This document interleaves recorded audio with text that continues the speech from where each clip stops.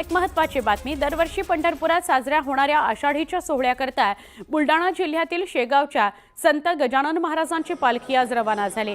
700 वारकरी या पालखीमध्ये सहभागी झालेत। टाळ मृदुंगाच्या गजरामध्ये पुढचे 33 दिवस पायी प्रवास करून आषाढीच्या सोहळ्याला गजानन महाराजांची पालखी भेट देणार आहे। 5 दिवसांच्या मुक्कामात विविध कार्यक्रम वारकरी सहभागी होतील। सकाळी गजानन महाराजांची ही पालखी मोठ्या थाटामाटात पंढरपूरकडे मार्गस्थ झालेली आहे।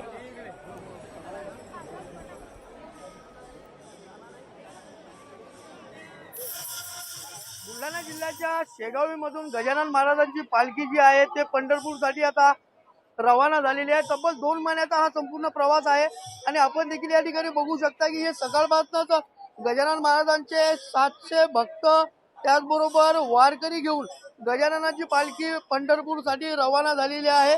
आषाढी एकादशी निमित्त पंढरपूरमध्ये होत असलेल्या मोठ्या सोहळ्यासाठी गजानन महाराजांची पालखी जी आहे ती रवाना झालेली आहे आणि या पंढरपूरला गजानन महाराजांच्या पालखीला अतिशय महत्त्वाचं स्थान त्या ठिकाणी दिले जाते। त्यासाठीच गजानन महाराजांची पालखी दरवर्षीप्रमाणे यावर्षी देखील आता गजानन महाराजांच्या भक्तांना घेऊन त्याचबरोबर वारकऱ्यांना घेऊन पंढरपूरसाठी रवाना झालेली आहे। हा संपूर्ण प्रवास जो आहे तो 2 महिन्याचा पायदळ असा प्रवास या ठिकाणी राहणार आहे।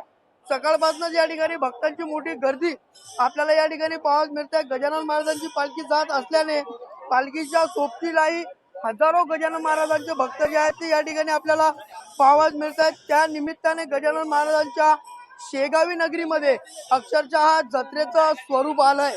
दरवर्षीप्रमाणे या वर्षी देखील आता गजानन महाराजांची पालखी जी आहे ते पंढरपूरमध्ये आषाढी एकादशी निमित्त होणाऱ्या मोठ्या उत्सवामध्ये सहभागी होण्यासाठी आज रवाना झाली आहे। त्यामुळे आता गणगणगणाचे बोतेच्या गजरामध्ये गजाननामध्ये अक्षरशः आनंदाचं वातावरण आपल्याला पाहायला मिळत आहे। राहुल खंडारे, न्यूज 18 लोकमत, बुलढाणा। पुन्हा एकदा वेगवान स्वरूपातल्या घडामोडी। गेल्या वर्षीपासून वृक्षारोपणाची ठप्प असलेली कामं जून उजाडला तरी हाती घेण्यात आलेली नाहीत। दुसरीकडे सामाजिक वनीकरण आणि वनविभाग प्रादेशिकच्या रोपवाटिकेमध्ये 3 कोटी 17 लाखांची रोपं लागवडीच्या प्रतीक्षेत आहेत। एखाद्याला रागावणं किंवा खडसावणं म्हणजे आत्महत्या करण्यास प्रवृत्त करणं नव्हे असं निरीक्षण नोंदवत सुप्रीम कोर्टानं मद्रास उच्च न्यायालयाचा निर्णय रद्द करत एका शिक्षकाला दोषमुक्त केलाय। वसतिगृहातील एका विद्यार्थ्याच्या आत्महत्येप्रकरणी उच्च न्यायालयानं शाळा आणि वसतिगृहाचा प्रभारी असलेल्या एका शिक्षकाला दोषी ठरवलं होतं। विद्यार्थ्याला आत्महत्येला प्रवृत्त केल्याचा आरोप या शिक्षकावर होता। कराडमध्ये अर्ध्या एकरामध्ये लावलेलं टोमॅटोचं पीक अज्ञातानं उपटून टाकलंय। त्यामुळे शेतकऱ्याचं मोठ्या प्रमाणात नुकसान झालंय। मुरुड जंजिरा शहराच्या समुद्रकिनारी असलेल्या वाहनतळावर आता 4 चाकी छोट्या वाहनाकरता 50 रुपये तर मोठ्या वाहनाकरता 100 रुपये दर आकारण्यात येणार आहे। 3 तासांकरता ही रक्कम घेण्यात येणार आहे। नासाचं नेतृत्व करण्याकरता इलॉन मस्क यांचे सहकारी जेरेड इसाकमन यांचं नाव निश्चित करण्यात आलं होतं। मात्र ते काम मागे घेण्यात येत असल्याची माहिती ट्रम्प यांनी दिली आहे। त्यामुळे इलॉन मस्क यांना धक्का बसलाय। कल्याणमध्ये ठाकरेंच्या शिवसेनेकडून ठाकरे बंधूंच्या एकत्र येण्याबाबत बॅनरबाजी करण्यात आली। कल्याण ग्रामीण आणि दिवा शहरातील प्रश्नांना वाचा फोडण्याकरता एकत्र येण्याचं आवाहन करण्यात आलंय। बॅनरवर ठाकरे बंधूंचा एकत्रित फोटो लावण्यात आल्यानं जोरदार चर्चांना उधाण आलेलं आहे। हगवणे कुटुंबानं जेसीबी खरेदीत बंदुकीचा धाक दाखवत 11 लाखांची फसवणूक केल्याचं उघड झालं होतं। दरम्यान पोलिसांनी हा जेसीबी जप्त केला असून उद्या लता हगवणे आणि शशांक हगवणे यांचा पिंपरी म्हाळुंजे हे पोलीस ताबा घेणार आहेत। वैष्णवी हगवणे हुंडाबळी प्रकरणानंतर समाजातील चुकीच्या प्रथांना आळा घालण्याकरता सकल मराठा समाजानं आक्रमक पाऊल उचललंय आणि आत्मपरीक्षण बैठक घेतलेली आहे। या बैठकीमध्ये विवाहाकरता एक आचारसंहिताच तयार करण्यात आली आहे। सुनांचा छळ करणाऱ्यांशी रोटीबेटीचे व्यवहार करणार नाही असा निर्धार करण्यात आला। निर्धारित कालावधी पूर्ण केलेल्या राज्यातील 249 पोलीस निरीक्षकांची बदली झालेली आहे। यात बुलढाण्यातील 7 पोलीस निरीक्षकांचा समावेश आहे। तर दुसरीकडे पोलीस निरीक्षक विश्व पानसरे यांची मुदती आधीच बदली करण्यात आली आहे। त्यामुळे त्यांनी कॅट न्यायालयामध्ये धाव घेतली आणि शासनाच्या आदेशावर स्थगिती मिळवली आहे। सोलापुरातील रे नगर आणि साने गृह प्रकल्पातील लाभार्थ्यांना 17 कोटींचा करमाफ करण्यात आलाय। कुंभारीच्या माळरानावर वसलेल्या रेनगर आणि मीनाताई साने गृह प्रकल्पातील लाभार्थ्यांना राज्य सरकारनं मोठा दिलासा दिला आहे. बीडच्या अंबेजोगाई इथल्या सेवानिवृत्त शिक्षिकेला मनी लॉन्ड्रिंग आणि अतिरेक्यांना फंडिंग केल्याचं सांगत चौकशीला सहकार्य करा असं म्हणत व्हॉट्सअॅप कॉलवरून तब्बल 83 लाख रुपये हडपल्याचा प्रकार अंबेजोगाईत घडलाय. विश्वास नांगरे पाटील यांचं नाव घेत भामट्यानं फसवणूक केली. कर्जतचे शिवसेनेचे आमदार महेंद्र थोरवे यांचा निकटवर्तीय अमर मिसाळला अखेर बेड्या ठोकण्यात आल्यात. उरणमधील सरकारी जमीन हडप करून परस्पर विकली असल्याप्रकरणी त्याच्यावर गुन्हा दाखल झाल्यानंतर तो 7 महिन्यांपासून फरार होता.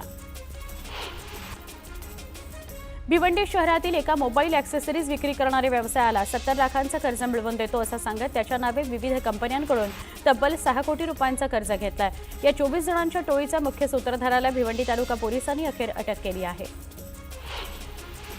पुण्यातल्या स्वच्छता पथकानं बुलडाणा जिल्ह्यातील 5 बस स्थानकांच्या स्वच्छतेची पाहणी केली. 4 जणांच्या पथकानं स्वच्छता तपासणी करून गुण दिले. दरम्यान एका वर्षात 3 वेळा बस स्थानकांची स्वच्छता पाहणी करण्यात येणार असल्याचं पथकानं सांगितलं. अरुणाचल प्रदेशातील अंजाव या जिल्ह्यामध्ये असलेल्या पुरामध्ये तरुण अडकला होता. वाहणारी नदी ओलांडताना लाटांचा सामना करून त्यानं स्वतःचा जीव धोक्यात घालून पूल ओलांडला. त्याची दृश्य आपण समोर बघू शकतो. सिक्कीममधील मंगन इथं नद्या वाहत असल्यानं नदीच्या जोरदार प्रवाहामुळे पुलाचं खूप मोठ्या प्रमाणात नुकसान झालं. पुलाची परिस्थिती पाहून प्रशासनानं पूल बंद करण्याचा निर्णय घेतला. मिझोराममधील लॉंगचलाई इथं मुसळधार पावसामुळे इमारत कोसळली. अपघातस्थळी मदत आणि बचाव कार्य सुरू आहे. आसाममधील लखीमपूरमध्ये पूरसदृश्य परिस्थिती निर्माण झाली आहे. आलेल्या पुरामुळे तिथल्या गावांचं रूपांतर बेटात झालं. त्यामुळे तिथल्या लोकांनी आपली घरं सोडायला त्यांना भाग पडलेला आहे. आसाममध्ये ब्रह्मपुत्रा नदी धोक्याच्या पातळी ओलांडताना दिसते. तिथल्या सखल भागात पाणी शिरलंय. जनजीवन विस्कळीत झालंय. ब्रह्मपुत्रा नदीच्या उग्र स्वरूपामुळे लोकांमध्ये भीती आहे. आसाममधील श्रीभूमीमध्ये पडणाऱ्या मुसळधार पावसामुळे रस्ते पाण्याखाली गेले. रस्त्यांवर पाणी साचल्यानं लोकांना घराबाहेर पडणं कठीण झालेलं होतं. त्रिपुरातील अगरतळा इथं पडणाऱ्या मुसळधार पावसामुळे सखल भागात पाणी साचलंय. पूरपरिस्थितीमुळे लोकांनी तिथल्या उंच घरांमध्ये आणि शाळांमध्ये आश्रय घेतलेला आहे. मणिपूरच्या इम्फाळमध्ये पडणाऱ्या मुसळधार पावसामुळे पूरपरिस्थिती निर्माण झाली आहे. पावसामुळे रस्ते पाण्याखाली गेले. तिथलं प्रशासन बोटींद्वारे लोकांना सुरक्षित ठिकाणी हलवतं. मणिपूरची राजधानी असलेल्या इम्फाळमध्ये पावसामुळे हाहाकार माजलेला आहे. सगळ्या रस्त्यांवर पाणी साचलेलं आहे. तर अनेक नागरिकांच्या घरात पाणी शिरलंय. त्यामुळे नागरिकांचं स्थलांतर करण्यात आलंय.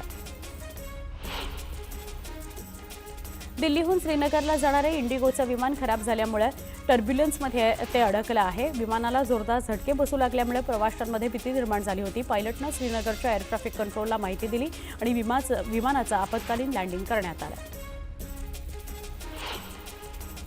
ज्यांनी ऑपरेशन सिंदूरवर सवाल उपस्थित केले त्यांना जनता 2034मध्ये उत्तर देईल असं म्हणत गृहमंत्री अमित शहा यांनी पश्चिम बंगालच्या मुख्यमंत्री ममता बॅनर्जी यांच्यावर टीका केली. पंजाबमधील अमृतसरमध्ये बीएसएफनं 4 ड्रोन जप्त केले. या ड्रोनसोबत बीएसएफनं ड्रग्ज देखील जप्त केले. विशिष्ट गुप्तचर माहिती आणि नियमित देखरेखीच्या कर्तव्यांवर आधारित शोध मोहिमेदरम्यान हे ड्रोन जप्त करण्यात आले.